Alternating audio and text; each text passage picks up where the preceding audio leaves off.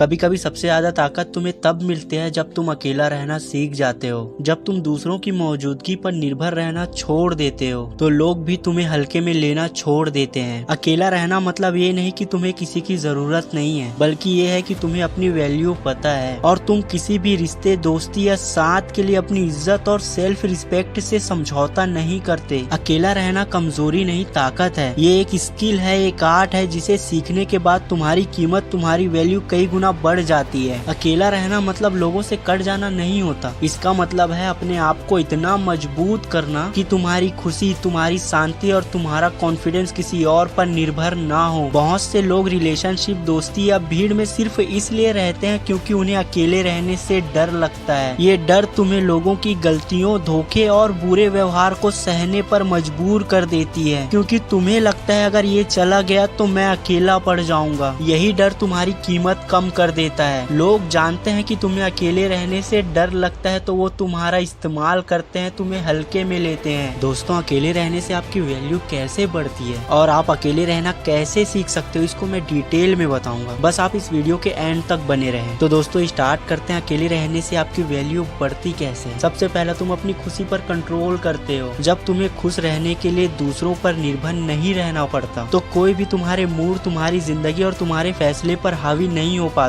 लोग ऐसे इंसान को ज्यादा रिस्पेक्ट देते हैं जो खुद का मालिक हो। सेकंड आता है, तुम्हारी इज्जत खुद तय होती है। जो इंसान अकेले रहता है वो किसी भी गलत रिश्ते, दोस्ती या माहौल को सिर्फ इसलिए नहीं झेलता कि मेरे पास कोई और नहीं है। तुम्हारा ये रवैया लोगों को दिखाता है कि तुम्हें खोना आसान नहीं है। दोस्तों, कई बार क्या होता है पता है कि हम किसी रिलेशनशिप में रहते हैं और उस रिलेशनशिप में हमें खुशी से ज्यादा दर्द होता है, फिर भी हम उस रिलेशनशिप को छोड़ नहीं पाते हैं। पता है क्यों? क्योंकि हमें लगता है अगर ये हमारी लाइफ से चला गया तो मेरा क्या होगा, मैं अकेला पड़ जाऊंगा। और इसी वजह से वो दूसरा इंसान हमें ना इज्जत देता है और ना ही वैल्यू। हम उसकी गलत बातों को भी सहते हैं और गलत चीजों को भी, और खुद की नजरों में खुद की इज्जत खो बैठते हैं। इससे अच्छा है कि हम अकेले ही रह जाएं ऐसे इंसान को छोड़कर, जिससे एक न एक दिन उसे अपनी गलती का एहसास होगा और वो पछताएगा। दोस्तों, थर्ड पॉइंट पे आते हैं, तुम्हारे पास सोचने का समय होता है। अकेलेपन में तुम्हारे पास वक्त होता है खुद को समझने का, अपने लक्ष्य तय करने का और अपनी गलतियों से सीखने का। जब तुम्हारी सोच गहरी होती है तो तुम्हारे फैसले भी मजबूत होते हैं, जिससे लोग तुम्हारी राय को गंभीरता से लेते हैं। फोर्थ पॉइंट, तुम अपनी एनर्जी बचाते हो।